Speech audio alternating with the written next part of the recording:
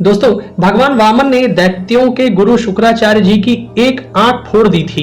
फिर उनकी उस फूटी हुई आंख का क्या हुआ था, चलिए जानते हैं। इस कथन का वर्णन नरसिंह पुराण के 45वें अध्याय में मिलता है। दोस्तों, अगर हमारे वीडियोस आपको पसंद आते हैं तो कृपया कर उन्हें शेयर जरूर करें।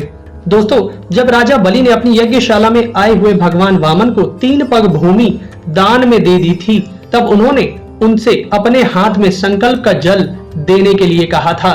तब स्वयं राजा बलि जल से भरे हुए स्वर्ण कलश को लेकर वामन जी के हाथ में जल देने को उद्यत हुए।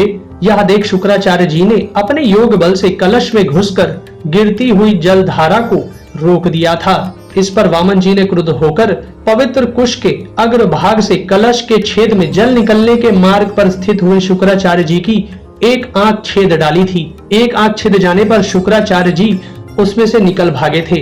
दोस्तों, भगवान वामन जी के द्वारा जब आंख छेद दी गई, तब भृगुनंदन शुक्राचार्य जी ने उस आंख को पुनः प्राप्त करने के लिए बहुत से तीर्थों में भ्रमण किया। फिर एक जगह गंगा जी के जल में खड़े हो भगवान वामन की पूजा की और मन ही मन ध्यान करते हुए वे उनकी स्तुति करने लगे। शुक्राचार्य जी बोले, मैं संपूर्ण विश्व के स्वामी और श्री विष्णु के अवतार उन देव वामन जी को नमस्कार करता हूँ, जो बलि का अभिमान चूर्ण करने वाले परम शांत सनातन पुरुषोत्तम हैं।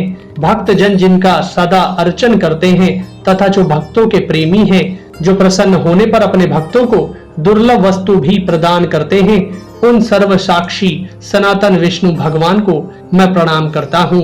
दोस्तों, शुक्राचार्य जी के द्वारा इस प्रकार स्तुति की जाने पर शंख चक्र गदाधारी भगवान जगन्नाथ उनके समक्ष प्रकट हो गए। उस समय भगवान नारायण ने एक आंख वाले शुक्राचार्य जी से कहा, ब्राह्मण, तुमने गंगा तट पर किस लिए मेरा स्तवन किया है, यह मुझे बताओ। शुक्राचार्य जी बोले, मैंने पहले बलि के यज्ञ में आपका बहुत बड़ा अपराध किया है, उसी दोष को दूर करने के लिए इस समय आपका स्तवन किया है। श्री भगवान बोले, मुने, मेरे प्रति किए गए अपराध से ही तुम्हारा एक नेत्र नष्ट हो गया था। इस समय तुम्हारे इस स्तवन से मैं तुम पर संतुष्ट हूँ। यह कहकर देवेश्वर जनार्दन ने हंसते हुए से अपने पांचजन्य शंख से शुक्राचार्य जी के फूटे हुए नेत्र का स्पर्श किया। विष्णु जी के द्वारा शंख का स्पर्श कराए जाते ही शुक्राचार्य जी का वह नेत्र पहले की भांति ही निर्मल हो गया।